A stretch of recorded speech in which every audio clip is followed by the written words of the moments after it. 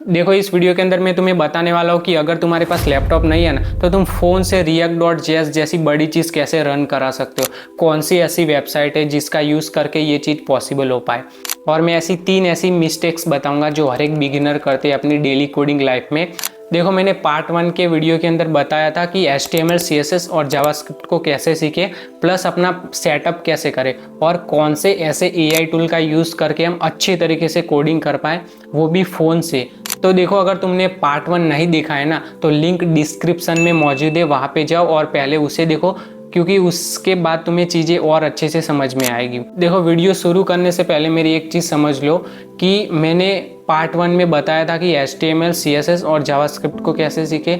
देखो HTML के अंदर मैंने बताया था कि स्ट्रक्चर कैसे बनाए, और CSS के अंदर मैंने कहा था कि डिज़ाइन कैसे रेडी करें, और जावास्क्रिप्ट के अंदर मैंने कहा था कि कैसे उस चीज़ को एक्सपोज करें और विदर ऐप कैसे बनाए। वो सारी चीज़ें मैंने पार्ट 1 के वीडियो के अंदर कहा था। देखो अब हम शुरू करते हैं। स्टैकब्लिक्स वेबसाइट का यूज़ करके हम रिएक्ट जैसी बड़ी चीज़ रन कराएंगे, वो भी सिर्फ फ़ोन से।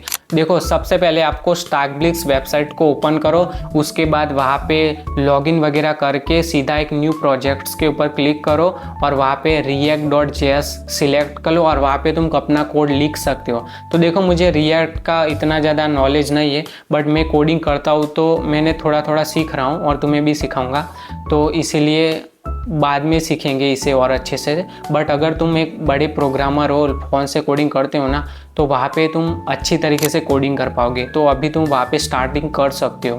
तो अब मैं तुम्हें बताने वाला हूँ कि ऐसी 3 गलतियाँ जो 90% बिगिनर करते हैं अपनी डेली कोडिंग लाइफ में, जिसकी वजह से वो कभी आगे ही नहीं बढ़ पाते।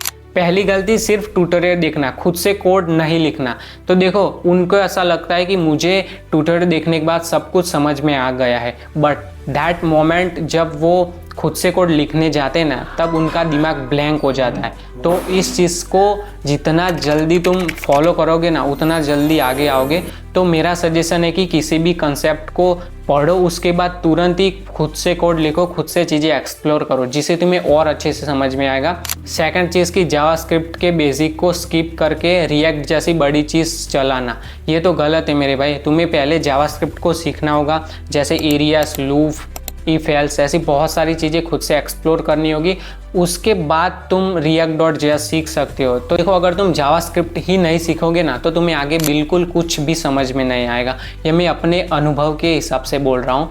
तो सबसे पहले जावास्क्रिप्ट को सीखो, उसके बाद चीज़ें एक्सप्लोर करो। तीसरी गलती और सबसे इम्पॉर्टेंट, देखो एरर आते ही सारे लोग कोडिंग सीखना बंद कर देते हैं, और ये तुम्हारी सबसे बड़ी गलती हो सकती है, क्योंकि एरर आना नॉर्मल है, बिल्कुल ही नॉर्मल है। जब हम स्टार्टिंग के अंदर बिगिनर टाइम पे होते हैं ना, तब कोडिंग के अंदर एरर आना बिल्कुल नॉर्मल है।